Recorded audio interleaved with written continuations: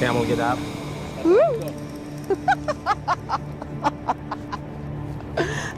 ¡Qué maravilla!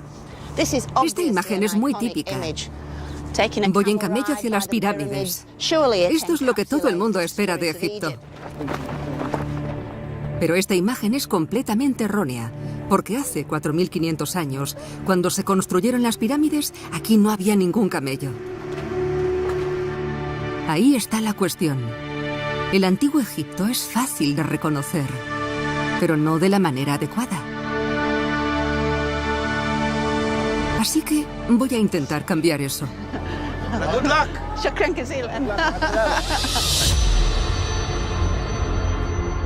La Gran Pirámide de Giza es también la tumba del rey Keops o Jufu y mide más de 140 metros de altura.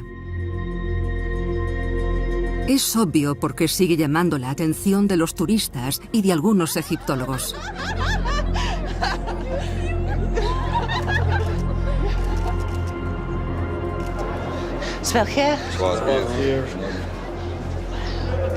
Casi no me salen las palabras.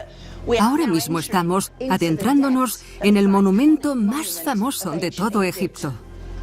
Es un monumento muy transitado, ya lo veis.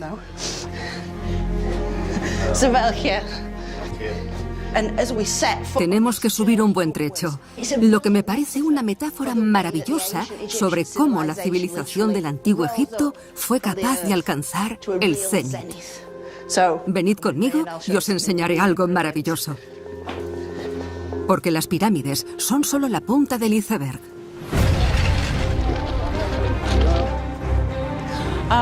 Dios, madre mía. Todo esto fue una ciudad enorme. Fue una ciudad tremenda. Es absolutamente soberbio. En esta serie documental os contaré la historia de lo que yo considero la civilización más importante del mundo. Han sido más de 4.000 años de historia que le han dado forma a nuestro mundo y que han dejado atrás unas huellas reconocibles que todavía se pueden leer hoy en día. Me meteré en todos los rincones posibles. Desde pequeñas tumbas... ¡Qué locura! Jamás había estado dentro de una tumba como esta.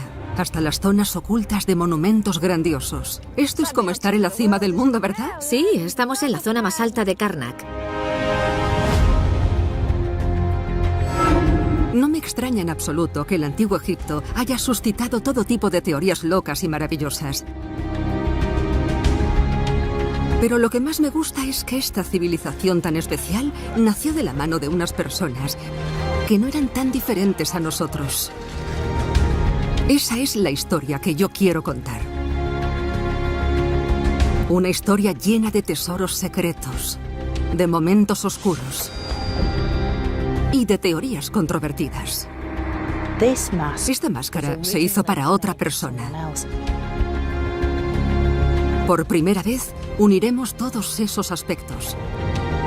Desde los primeros egipcios hasta el último de los faraones. ¡Hala! ¿Has visto? ¡Qué maravilla!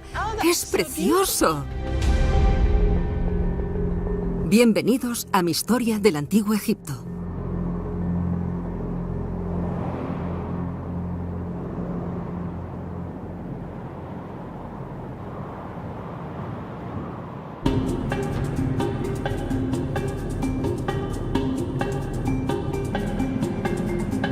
La pregunta más importante es cómo comenzó el antiguo Egipto.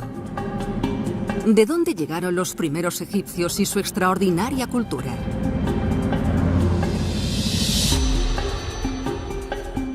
Esta civilización inmortal estuvo evolucionando durante unos 1000 años, así que es complicado resumirla demasiado.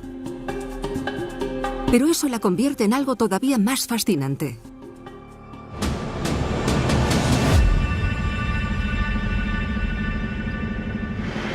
En esta ocasión no empezaremos con los monumentos más grandes, sino con algo enigmático que suele pasar desapercibido.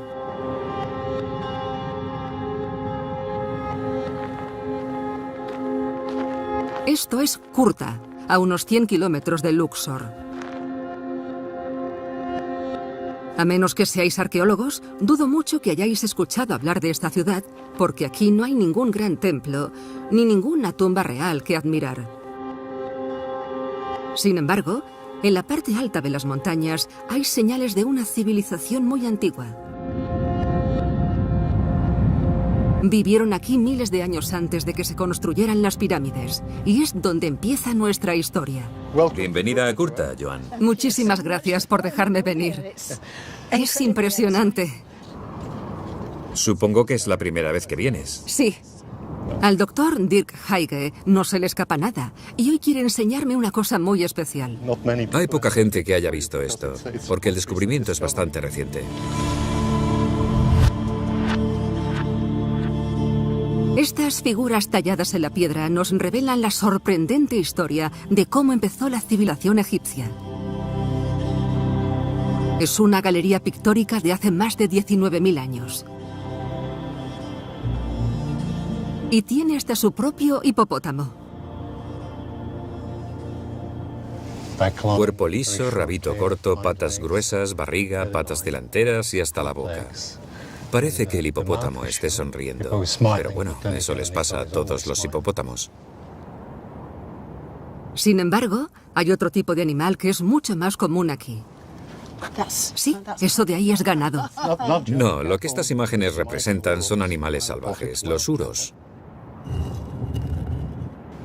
Son imágenes tan potentes que parece que se muevan y todo. Es como si vinieran hacia nosotros, ¿verdad? Los uros son los ancestros de las vacas domésticas. Y hace 20.000 años eran también el alimento principal de los humanos. El 50% de su dieta era carne de uro. Así que eran auténticos expertos en representar a estos animales. Solemos encontrar estas cosas en zonas altas muy prominentes, desde las que seguramente tenían una panorámica perfecta de lo que era, en el Paleolítico, su zona de caza.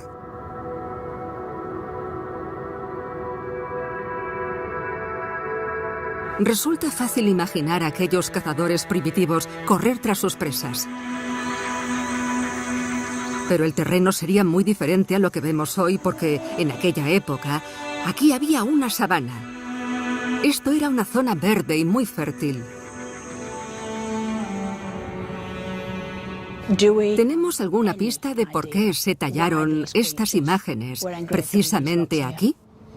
Podemos suponerlo, Joan, pero no lo sabemos a ciencia cierta. Seguramente querrían influir en la caza. Es posible que fuesen parte de una especie de ritual mágico para la caza.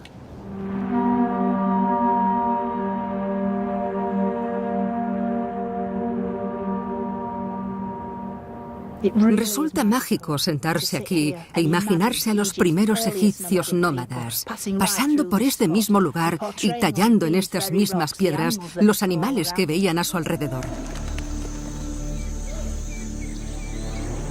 Poco a poco empezaron a aparecer también tallados personas y barcos, por lo que los dibujos pasaron a ser más elaborados.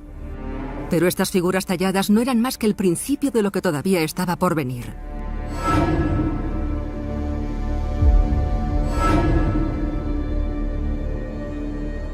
Estos son los primeros signos de lo que más tarde convertiría al antiguo Egipto en lo que ahora conocemos.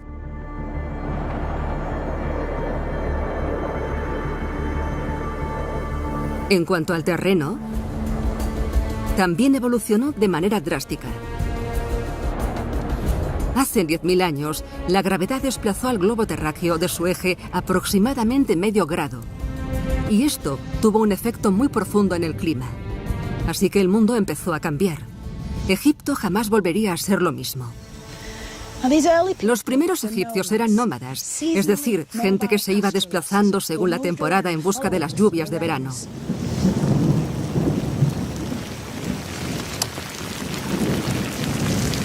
Esas lluvias eran de vital importancia para ellos, ya que permitían que crecieran las plantas con las que se alimentaban los animales de los que ellos dependían.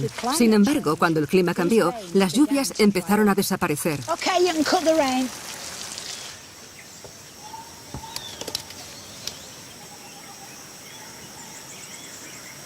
La disminución de las lluvias hizo que la gente y los animales se desplazasen más hacia los lagos que se formaban durante las temporadas de lluvia. Una de esas zonas era Napta Playa, a unos 100 kilómetros al suroeste de Asuán. Aquí los antiguos nómadas comenzaron a establecerse en comunidades, pero seguían dependiendo de las lluvias de verano y necesitaban predecir cuándo llegarían. Así que empezaron a estudiar el cielo. Bienvenidos al comienzo del tiempo. Y lo digo de forma literal, porque este es el calendario más antiguo de Egipto. Tienen unos 7000 años de antigüedad y estas piedras situadas en Napta Playa son la primera prueba de cómo los meteorólogos egipcios se convirtieron en astrónomos. Alinearon las piedras centrales con las estrellas circumpolares, que son aquellas que se divisan en el cielo todas las noches del año. Cuando el sol se sitúa justo encima, estas piedras no arrojan sombra. Y eso significa que las lluvias de mediados del verano están al llegar.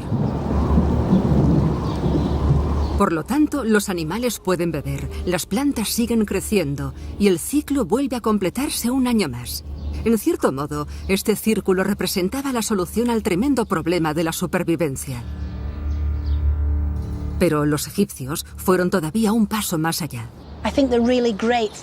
Lo mejor de estas pequeñas piedras es que es el ejemplo más antiguo que tenemos de cómo los egipcios alineaban sus monumentos tanto hacia el cielo como hacia los puntos cardinales. En el caso de los monumentos funerarios o de los templos, todo estaba alineado en dirección al cielo y a los propios dioses.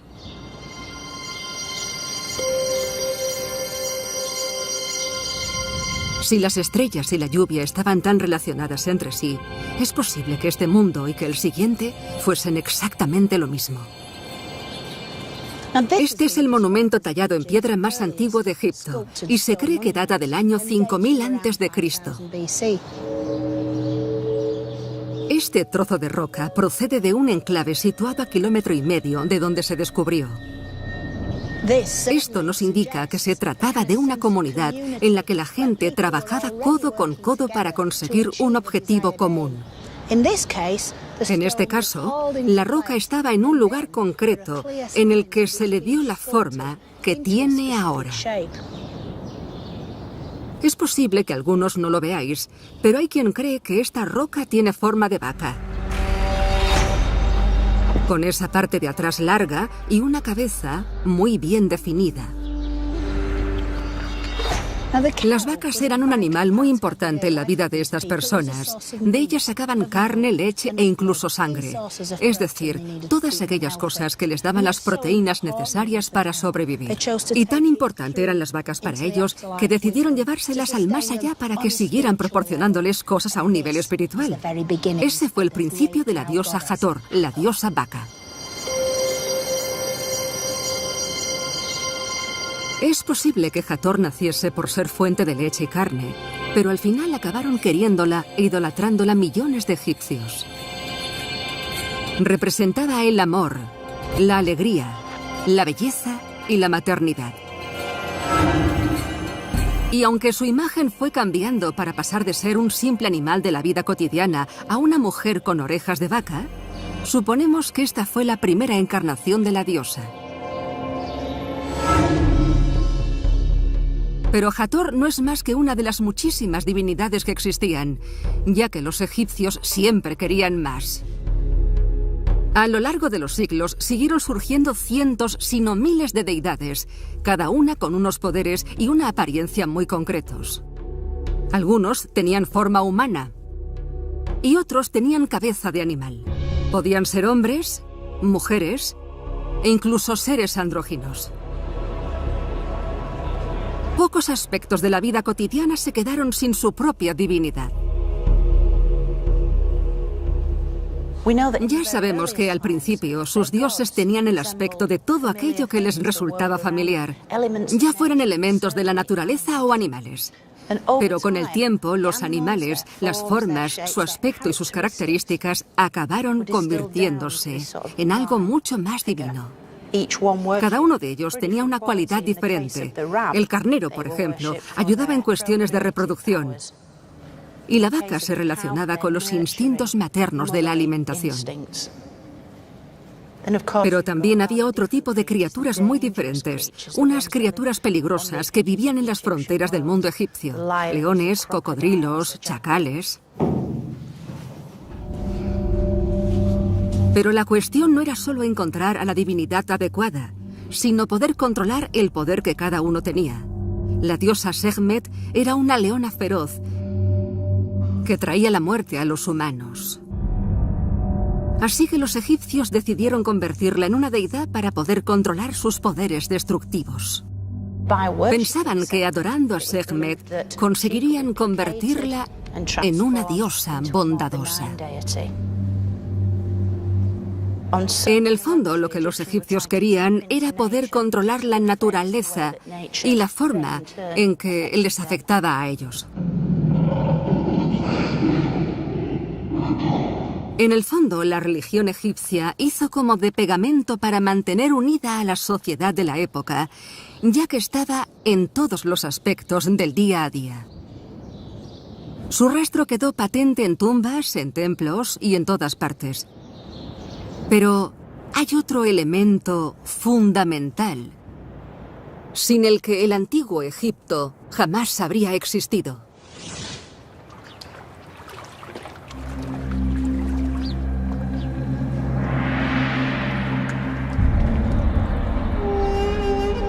Los historiadores griegos decían que Egipto había sido un regalo del Nilo.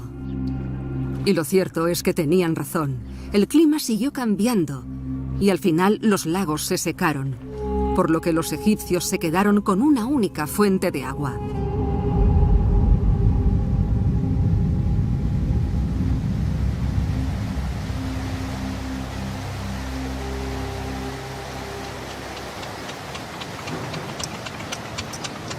Este sitio es tremendamente especial.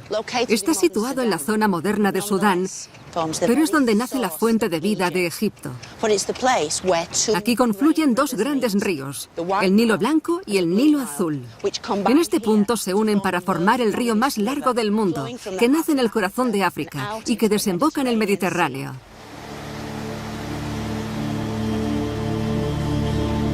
Durante la mayor parte del año, el Nilo Blanco es la fuente principal de agua. Esto es así hasta que llegan las lluvias anuales a Etiopía y aumentan el caudal del Nilo Azul. Hoy en día, la presa de Asuán evita que se produzcan inundaciones, pero hasta el siglo XX, una gran cantidad de agua y de limo fértil bajaban por el río e inundaban el valle del Nilo. Eso hacía que el desierto de Egipto se convirtiese en un lugar lleno de vida.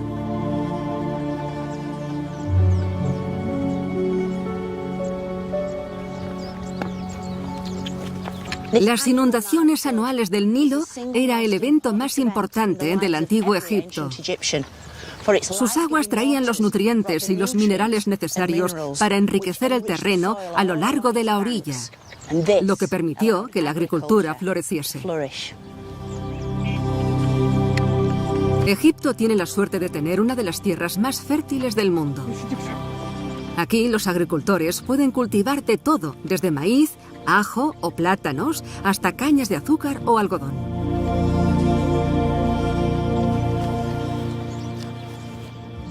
Badawi es una agricultura intensiva, ¿verdad? Aquí podéis hacer muchas cosas. Sí, pero también tenemos que darle a la tierra descanso. Cultivamos algo y después la dejamos descansar un mes. Así lo vamos haciendo. ¿Solo necesita un mes de descanso antes de que volváis a cultivar? Es impresionante. Sí, a veces 15 días y a veces un mes. Impresionante. Aunque supongo que eso demuestra que las tierras de Egipto siempre han sido fértiles y que siempre le han dado a la población todo lo que ha necesitado.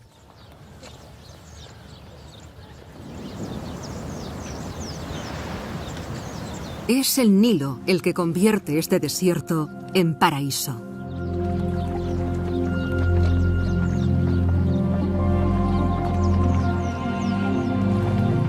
Hace Hace 7000 años, aquellos que no consiguieron sacarle partido a una zona cada vez más desértica, se vieron obligados a emigrar en dirección a la única fuente de agua. Así que el antiguo Egipto fue cogiendo forma en las orillas del Nilo, donde su gente se había asentado. Al norte, los asentamientos se ubicaron en el delta y en el Fayum. Al sur, se situaron cerca de la ciudad de Kena.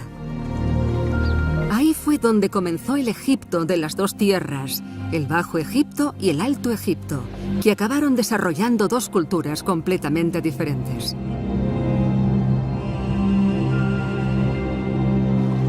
Sin embargo, las dos zonas tenían en común una tierra tremendamente fértil que cada año volvía a resurgir gracias al milagro del Nilo. El Kap, situado al sur de Kena, es uno de los primeros asentamientos del Alto Egipto. Es posible que no tenga nada tan impresionante como las pirámides, pero aquí podemos ver las huellas de esta maravillosa evolución. Porque aquí podemos ver cómo el estilo de vida nómada se dejó a un lado para instaurar una estructura social asentada.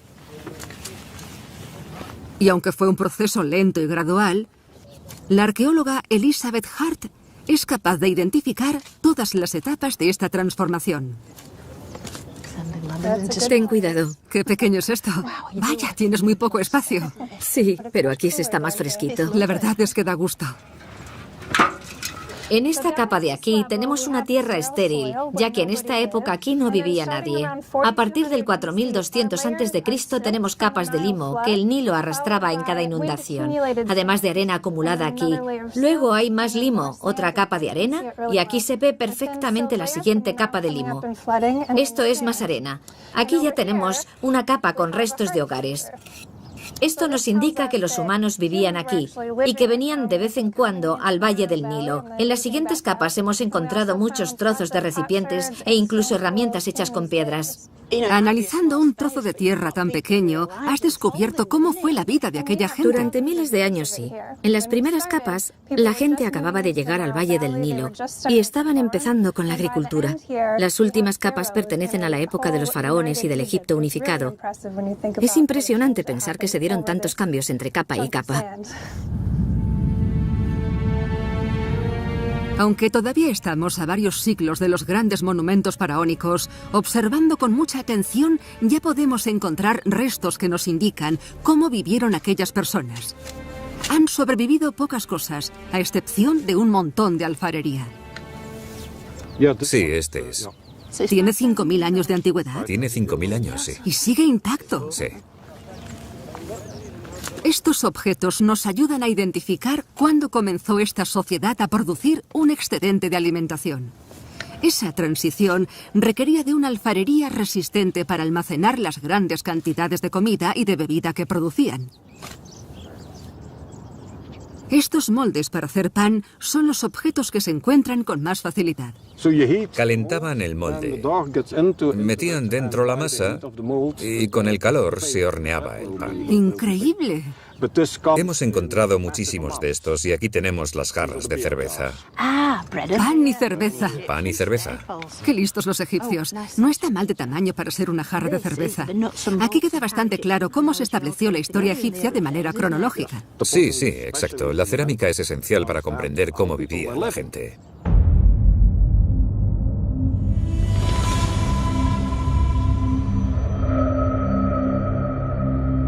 Pero en Egipto, la vida no era más que la mitad de la historia. Lo que caracterizaba de verdad a los egipcios de aquella época era su visión de la muerte.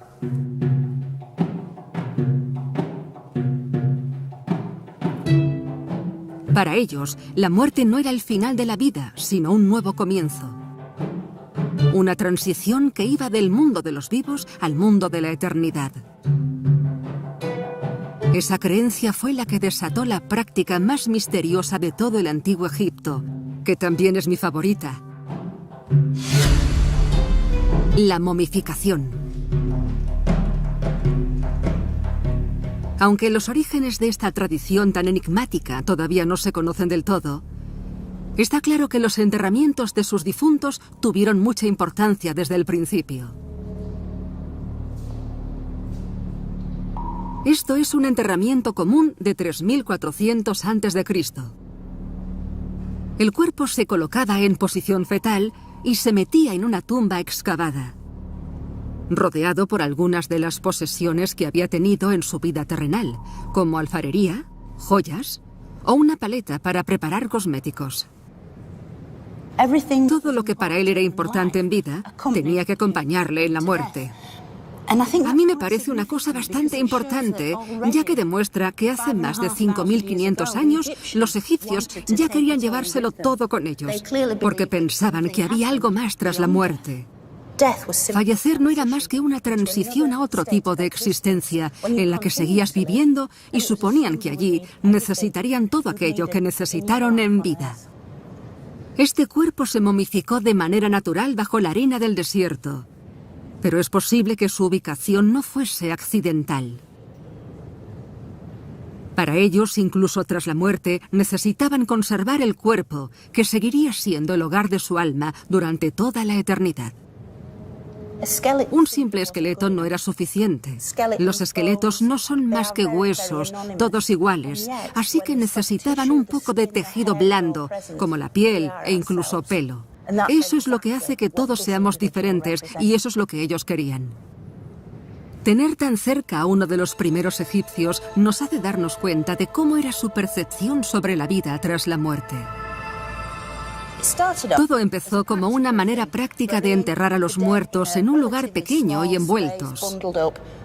Después fueron desarrollando el simbolismo, como lo de la posición fetal y sus ideas del renacimiento en el más allá. Es casi como la semilla de lo que suponían los ritos funerarios egipcios y cómo evolucionaron.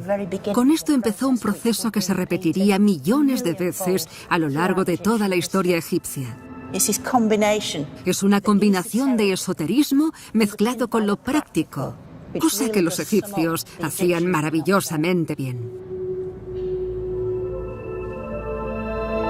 Desde el principio, los egipcios desarrollaron muy bien la habilidad para hacer que su mundo tuviese sentido, sin importar lo complejo místico que a nosotros nos pueda parecer. Y esa misma habilidad fue la que emplearon para estructurar su sociedad, adoptando niveles de burocracia que casi rayaban lo obsesivo. Pura obsesión. En la ciudad antigua de Abidos está el yacimiento del primer enclave funerario, donde los arqueólogos hallaron los orígenes de un sistema que todavía no hemos sido capaces de mejorar. Parece ser que en este enclave funerario se hallaron las primeras pruebas de que en aquella época ya existía algo que no nos hace gracia: los impuestos.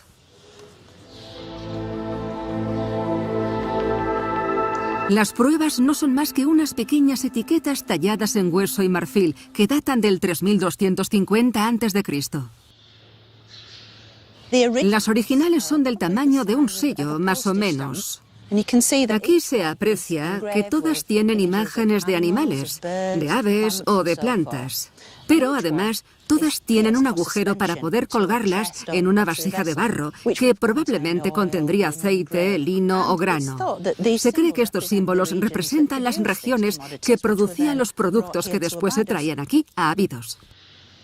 Estas posibles etiquetas que se utilizarían para marcar los pagos de los impuestos demuestran cómo aquellas personas ya eran capaces de recoger productos de zonas bastante alejadas. Algunos expertos creen que los símbolos corresponden a palabras, y en caso de que los dibujos se pudiesen pronunciar, estaríamos ante la primera escritura conocida del mundo.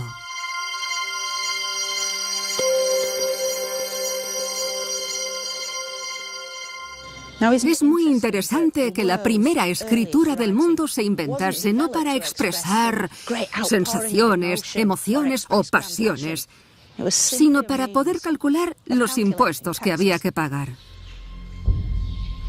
Estos símbolos se convirtieron en un sistema de escritura muy sofisticado, compuesto por unos signos elegantes que ahora conocemos como jeroglíficos, que significa grabados sagrados.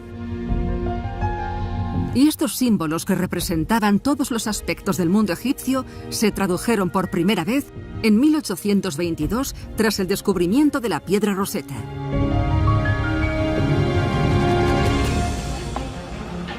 Se necesitaba un idioma común, puesto que los bienes y mercancías viajaban entre las dos tierras, el Alto Egipto y el Bajo Egipto. La gente del Bajo Egipto había desarrollado un sistema de comercio con el resto del mundo antiguo, pero cuando los habitantes del Alto Egipto comenzaron a crear conflictos y guerras, quedó claro que el Nilo había creado dos culturas drásticamente diferentes. Básicamente, lo único que tenían en común era un río maravilloso.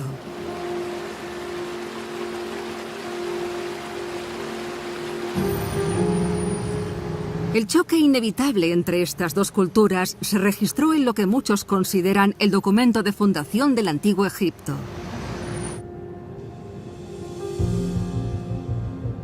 Esto es una copia de la paleta de Narmer original y tiene forma de paleta para cosméticos. Aunque a primera vista puede parecer ricamente adornada, lo que refleja en realidad es el momento en el que el rey del sur, Narmer, venció a su enemigo del norte.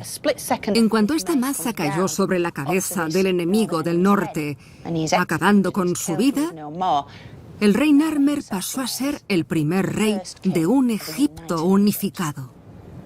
Eso significa que desde ese momento el país se unió bajo el poder de un solo hombre. Él mismo se autodenominó Rey Dios y se colocó en lo más alto de la pirámide como figura central que gobernaba toda la sociedad egipcia. Todo nacía de él. En ese momento, Egipto se convirtió en el primer estado del mundo.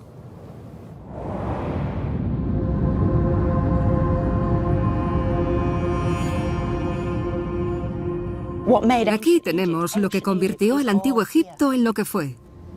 El arte, la religión e incluso la primera escritura del mundo, la jeroglífica. Este es el nombre de Narmer. Hay un bagre, Nar, en egipcio, y un cincel, Mer, en egipcio, Narmer, el bagre poderoso.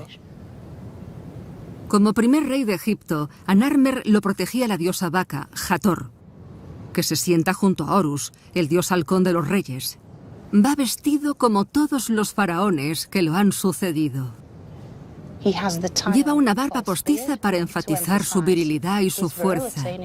También lleva una cola de toro enganchada, cosa que me parece muy curiosa, porque representa la idea de que enganchándose una cola de toro al cinturón, podían hacerse con el poder de ese animal bravo. Esta paleta es el primer documento histórico de Egipto y fue el detonante para que todos los futuros faraones se retratasen junto a los dioses. Pero puede que lo más importante sea la pose de poder de Narmer. Es una imagen poderosa, blandiendo una maza, que se repetiría cientos de veces a lo largo de la historia de Egipto.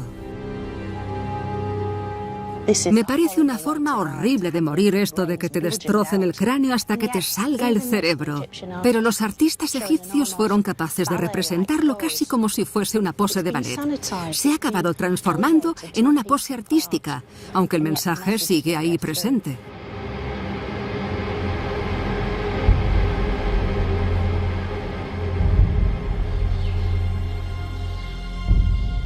Durante los siguientes 3000 años, todos los gobernantes de Egipto intentarían relacionarse con el primer faraón de su país. Para poder gobernar de forma legítima y con éxito, tenían que adentrarse en la compleja jerarquía egipcia, tanto de este mundo como del siguiente. Así que sus nombres se grabaron en una serie de listas reales, una especie de árbol familiar real. El que mejor se conserva está aquí, en el templo de Seti I, en Abidos. Él se coloca a sí mismo aquí, junto a 75 de sus predecesores reales, hasta llegar a los comienzos de la historia egipcia con el primer rey ubicado justo aquí, el rey Narmer. Otro detalle importante de todo esto es que intenta enfatizar la continuidad real, ya que es su hijo, Ramsés, el príncipe coronado, el que está leyendo los nombres de un fragmento de papiro. Es como si Seti le dijese a los dioses que él es el faraón en esos momentos y que será su hijo el que lo sucederá en el futuro para convertirse en otro de los nombres de esta lista tan importante. En total hubo en Egipto más de 300 faraones, divididos en 30 dinastías. Pero fueron los primeros reyes de Egipto los que decidieron que no podían ser unos simples mortales. Querían demostrar su divinidad ejerciendo un control absoluto sobre sus súbditos.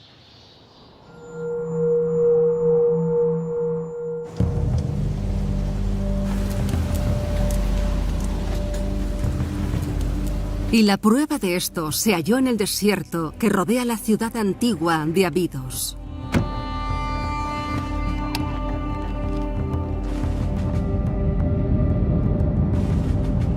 Este fue el primer enclave funerario real de Egipto, la versión original del Valle de los Reyes.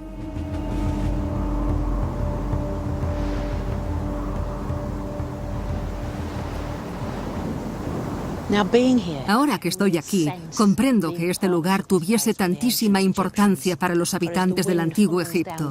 Cuando el viento recorre el valle girando sobre la arena, se oyen perfectamente una especie de susurros.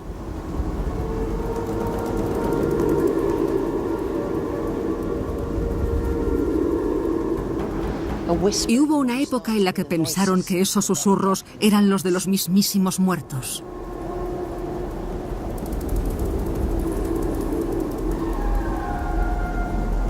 Aquí fue donde enterraron a los primeros reyes de Egipto para que descansasen por toda la eternidad dentro de unas cámaras funerarias subterráneas enormes. Este en concreto es el lugar en el que se enterró al tercer faraón de Egipto, el rey Dir. Y es una de las tumbas más grandes y más complejas de la primera dinastía. Se ha vuelto a cubrir de arena, pero sigue dejando claro el poder que Dir ejercía sobre todo, incluso tras su muerte. Aquí enterraron a Dir en la cámara central, pero a su alrededor hay 318 tumbas más para sus cortesanos. Y ahí no acaba la cosa. Más allá se enterró a mucha más gente. En total fueron 587 individuos los que acompañaron a este hombre al más allá. Esto ya es bastante siniestro, pero todavía hay mucho más. El hecho de que todas las tumbas se sellasen en el mismo momento nos hace pensar que todas estas personas fueron víctimas de un sacrificio ritual. Puede que muriesen apuñaladas, como indican algunas obras de arte de aquella época. Está claro que semejante poder sobre la vida y la muerte podían darle a cualquier rey el estatus de deidad.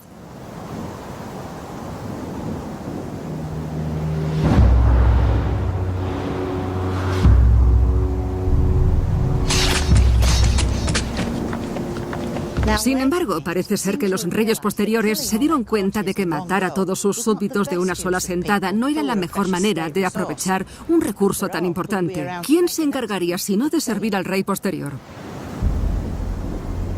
A pesar de que esta práctica sin sentido y cruel de asesinar a todos los súbditos pasó de moda pronto, dejó bastante claro que los gobernantes tenían control absoluto sobre todo. Aquí empezó la carrera hacia el mundo de las pirámides y, por ende, la del antiguo Egipto.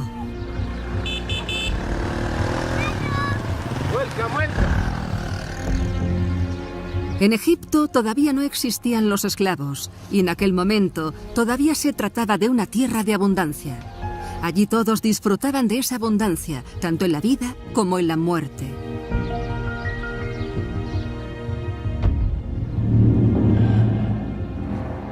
Esta es la tumba de un oficial llamado Iru-Katab. Aquí lo tenemos saludándonos a las puertas de su propia tumba, emergiendo de la pared. Lo reflejaron de una manera muy atractiva, con su cinturón lleno de joyas y sus ropajes de lino. Incluso tuvieron la delicadeza de ponerle ciertos detalles, como el bigotito fino. Se le parece un poco a Clark Gable. Las escenas que aparecen en esta tumba tan colorida muestran una vida refinada que está muy lejos de la realidad de los primeros habitantes de Egipto. Este es Iru-Katab, sentado frente a una mesa llena de alimentos en forma de ofrenda. Hay fruta, verdura y vino. Aquí vemos cómo los portadores vienen con más ofrendas que acompañen a su alma.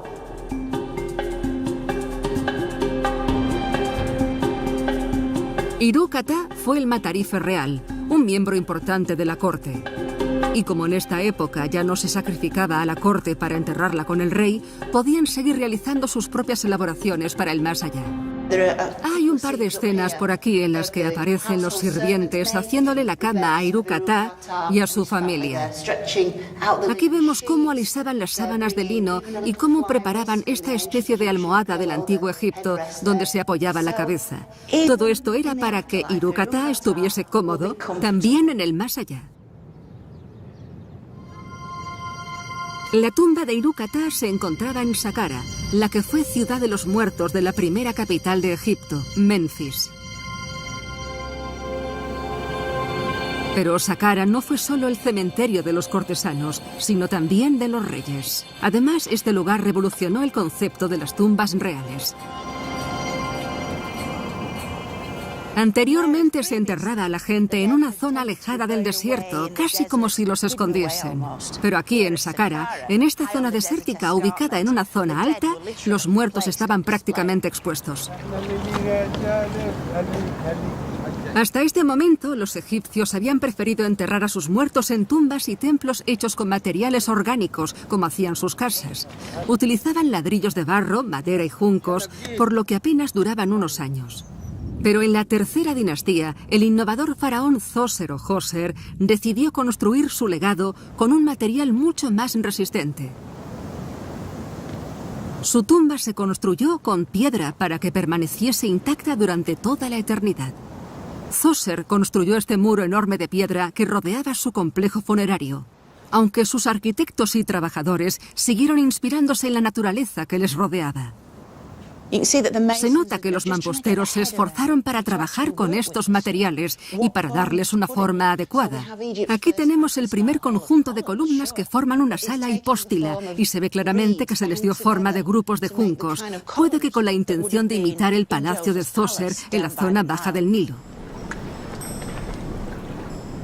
Sin embargo, este lugar está dedicado al descanso eterno y había que construirlo con algo muy resistente como la piedra.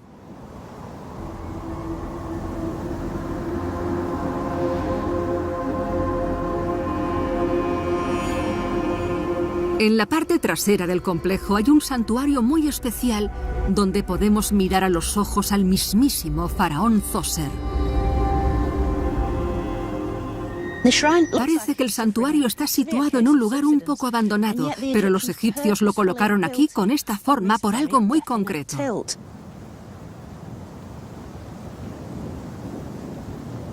Hoy en día, los turistas pueden asomarse a estos dos agujeros para ver a Djoser. Pero Djoser no quiere verlos a ellos, sino más allá. Está ubicado mirando al norte, a las estrellas del norte, a las que los egipcios llamaban las inmortales. Al morir, Djoser podría levantarse y emerger hacia las estrellas. Así él también sería inmortal y jamás moriría del todo.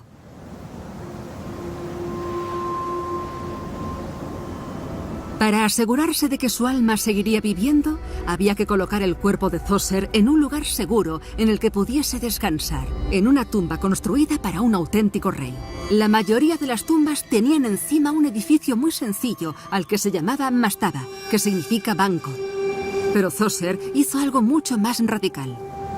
Djoser quería impresionar a todo el mundo con su monumento funerario, así que construyó encima de su tumba un edificio con un piso más. Es posible que le gustase el resultado, así que decidió ponerle un tercer piso, un cuarto piso, un quinto piso y un sexto piso. Para cuando quisieron darse cuenta de lo que había hecho, el monumento funerario ya era la primera pirámide de Egipto. La pirámide escalonada mide más de 60 metros de alto y domina todo el paisaje de Saqqara. En aquel momento era el edificio más grande del planeta y eso reforzó el estatus de Djoser como dios viviente en todos los sentidos.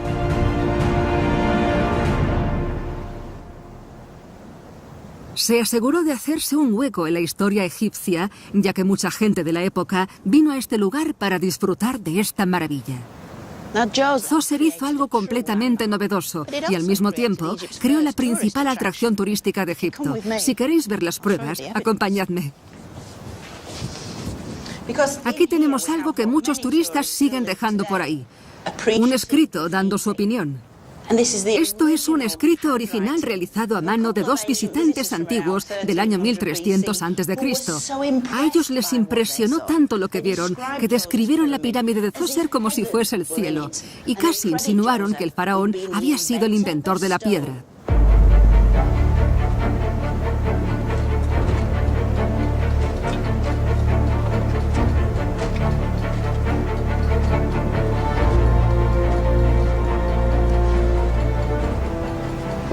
¿Pero por qué construyó esto Djoser? ¿Lo hizo porque tenía un ego enorme? ¿Fue por un tema personal? ¿O quizá para demostrarle al mundo la grandiosidad de Egipto? Pues en tan solo unos cientos de años, esta gente tan diferente había conseguido unirse para crear la primera nación del mundo.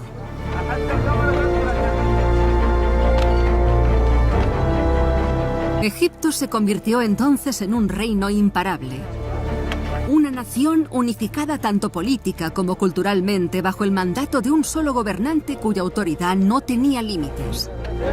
Y si el rey por fin podía tener su inmortalidad, los hombres que diseñaron y construyeron la pirámide de Djoser se hicieron mucho más famosos de lo que el faraón hubiese querido.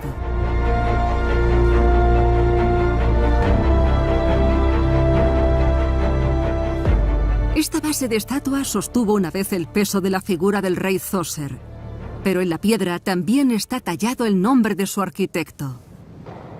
Es esto de aquí, el junco, el búho y esta pequeña esterilla con forma de rebanada de pan en la que se lee Imhotep. Este es el arquitecto. Aunque al nacer era de clase baja, Imhotep fue subiendo de escalafón hasta convertirse en uno de los oficiales más poderosos de Egipto. Se convirtió en canciller real, fue primer ministro e incluso llegó a ser sumo sacerdote del dios Sol. Fue el hombre de baja posición que más alto llegó, porque se ganó una buena reputación como académico y como médico. Fue uno de los hombres más famosos de Egipto y al final lo convirtieron en dios. Imhotep representa la posibilidad de subir en el escalafón social, cosa que era factible en Egipto gracias a su sociedad única en el mundo.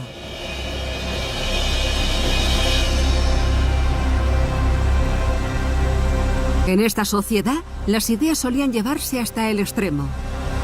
Egipto, con más de 1,5 millones de habitantes unidos bajo la creencia absoluta del poder de su rey y bajo la certeza de que existía la vida después de la muerte, llegó a su época más ambiciosa. La época de las pirámides.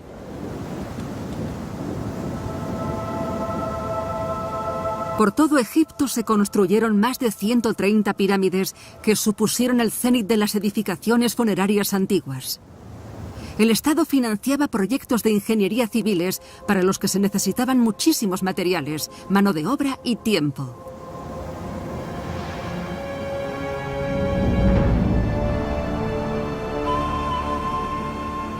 La mayor de todas ellas fue la gran pirámide del faraón Keops o Jufu, y que estuvo en construcción durante más de 20 años.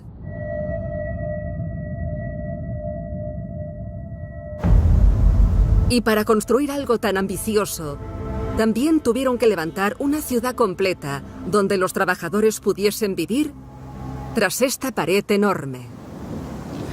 Se conoce como el Muro del Cuervo y separaba la ciudad sagrada de los muertos de la ciudad bulliciosa en la que vivían los constructores de la pirámide.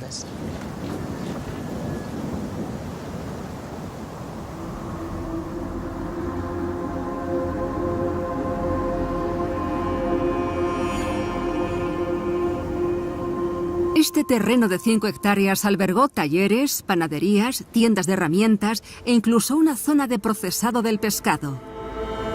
Era una comunidad integrada y autosuficiente de más de 8.000 personas, en la que había incluso centro de cuidados médicos.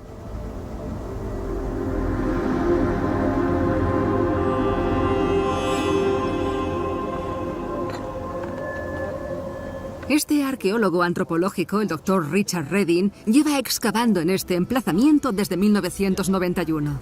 Aquí había un taller enorme, una especie de zona industrial muy grande en la que siempre había mucha actividad. Aquí harían probablemente estatuas de granito o incluso columnas. Hemos encontrado herramientas para pulir el granito y herramientas para tallarlo también. Estaba muy bien planificado. Había 3 calles, la del norte, la principal y esta en la que estamos, que era la del sur. Ahora mismo estamos en la calle principal. Vamos caminando por la calle principal. Los trabajadores de la pirámide vivían hacinados en barracones de 2 plantas. Al entrar, lo primero que se encontraban era una habitación muy larga, oscura y estrecha.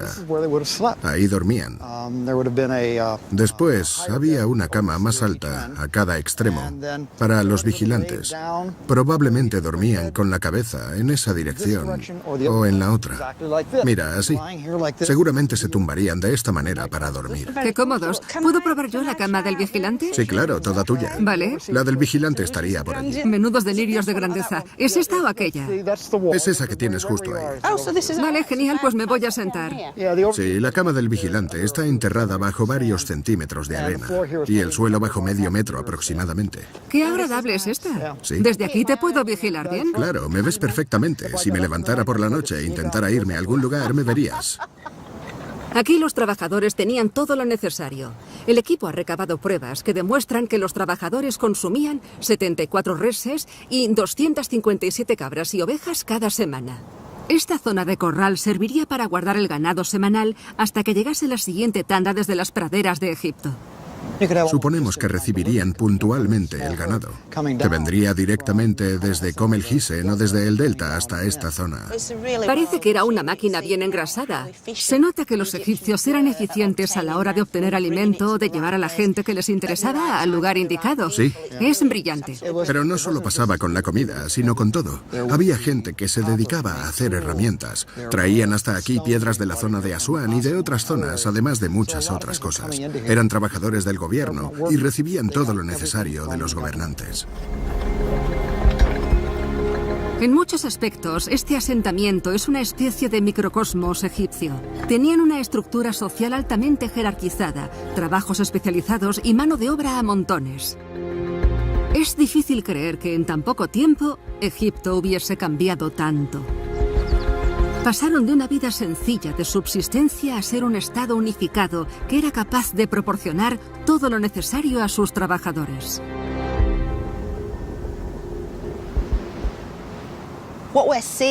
Lo que tenemos aquí es la base de la construcción egipcia, pero no solo para la época de las pirámides.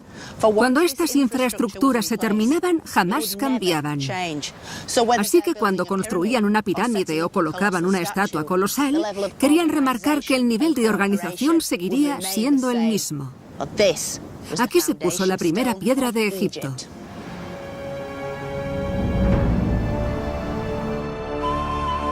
Las pirámides son una demostración eterna de lo poderoso que fue Egipto. Y en cierto modo, eran como el Egipto de aquella época, que dominaba todo cuanto lo rodeaba.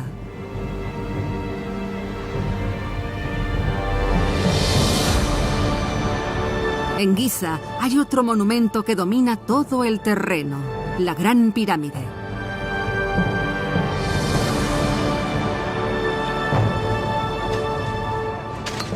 Aquí tuvieron que trabajar más de 20.000 personas para colocar los 2.300.000 bloques de caliza que la conforman. Fue la edificación más alta del mundo durante 3.800 años, hasta que la Catedral de Lincoln le quitó ese título en el año 1300 después de Cristo. La verdad es que es un gran logro para cualquier civilización de cualquier época. Pero para mí, su exterior no se puede comparar con las maravillas que esconde en su interior. El techo del pasillo hacia la gran galería del faraón Keops se construyó con varias capas de unas planchas de caliza enormes que están colocadas a más de 8 metros de altura. Son unos bloques tallados gigantescos y parece que están hechos a la escala de un dios, que sería lo que Keops querría. Sinceramente, me gustaría que el lugar de descanso eterno de Keops estuviese menos congestionado. Pero supongo que este ambiente se parece mucho al que habría aquí a diario.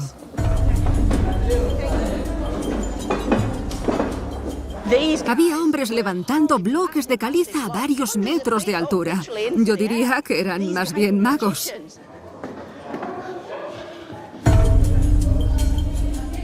Mirad lo maravillosamente bien colocados que están. Menuda perfección. Desafío a cualquier arquitecto moderno a copiar este trabajo utilizando las herramientas que aquella gente tenía a su disposición.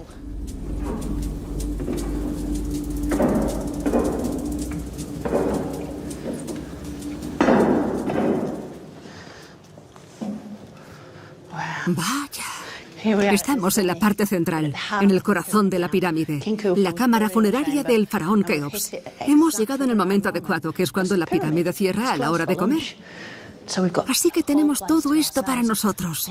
Ahora sí se nota el ambiente de mausoleo divino que hay en este lugar.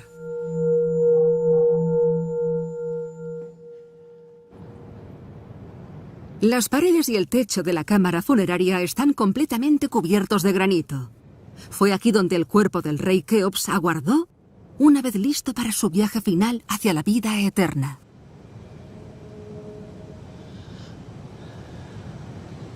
Estamos en el corazón de la pirámide arquitectónicamente hablando, pero esto también se considera el corazón del antiguo Egipto. Me da la sensación de que tendría que hablar susurrando, porque la acústica de este sitio es impresionante. Es una habitación muy sencilla y con pocos adornos, pero supongo que tiene mucho sentido, porque el mayor tesoro que contiene es el cuerpo momificado del rey Dios. Y no solo el alma de Keops, sino de todas las generaciones de faraones que hubo antes que él, hasta llegar al rey Narmer.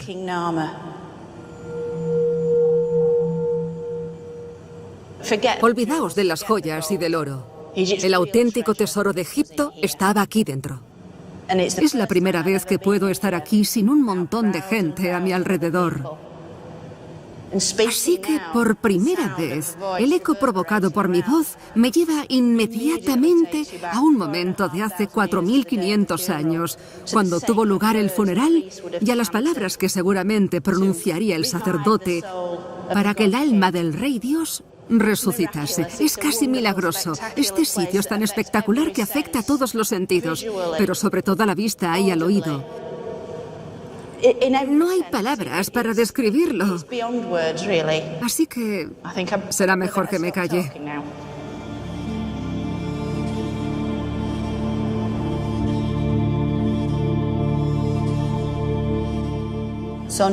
Ahora ya tenemos en su sitio a todos los elementos que conformaron el antiguo Egipto. Aquí vivía una población muy bien organizada que seguía a pies juntillas a su rey Dios, con el que compartían la idea de la vida tras la muerte. La vida en Egipto estaba bien.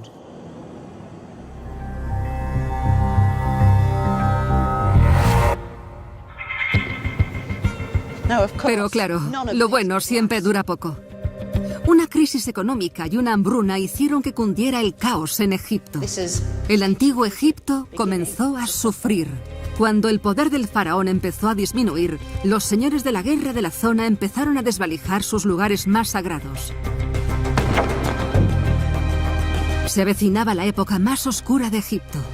Está claro que aquí reside la mismísima muerte.